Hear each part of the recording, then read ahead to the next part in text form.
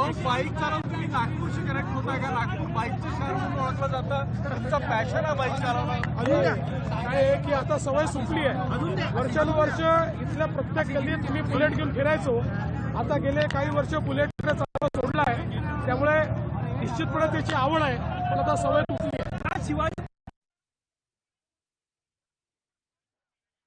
आपण या क्षणी पाहतोय राज ठाकरे पुण्यात आहेत गोखले नगरमध्ये, तर फडणवीस नागपूरमध्ये सध्या पोहोचलेले आहेत. बाईक रॅलीला या ठिकाणी सुरुवात होणार आहे. आज संध्याकाळी 5 वाजता प्रचाराच्या तोफा या थंडावतील, पण त्यापूर्वी 2 महत्त्वाच्या मेट्रो सिटीमध्ये महाराष्ट्रातले 2 महत्त्वाचे नेते, नागपूरमध्ये राज्याचे मुख्यमंत्री देवेंद्र फडणवीस, तर राज ठाकरे पुण्यात हात उंचावून अभिवादन करताना ही दृश्य आपण पाहतोय. गोखले नगरमध्ये राज ठाकरे यांचा प्रचार सध्या शिगेला पोहोचलाय.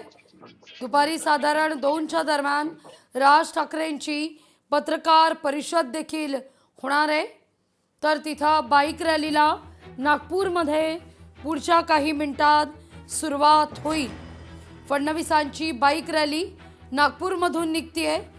या रॅलीमध्ये पिवळी मारबत असू दे किंवा अर्थातच नागपूरमधील गेल्या काही दिवसांपूर्वी जो महत्त्वाचा मुद्दा उपस्थित करण्यात आलेला होता, वस्ती शिरलेला बिबट्या, या सगळ्याचं प्रतिनिधित्व करणाऱ्या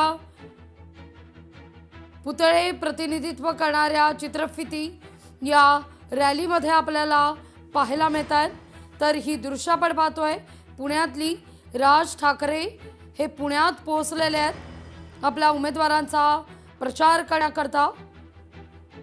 पुण्यातली ही दृश्य खरं तर पुण्यामध्ये काहीसं वेगळं गणित, वेगळी राजकीय समीकरणं आपल्याला पाहायला मिळतात.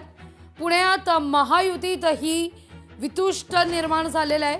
एकीकडे दादा वेगळा सूर आळवताना दिसत आहेत, स्वतंत्र नारा देताना दिसत आहेत, तर दुसरीकडे पुणे हेच ठिकाण आहे ज्या ठिकाणी अजित पवार आणि भाजपमधल्या वादाची ठिणगी पडलेली होती, आरोप प्रत्यारोप झालेले होते.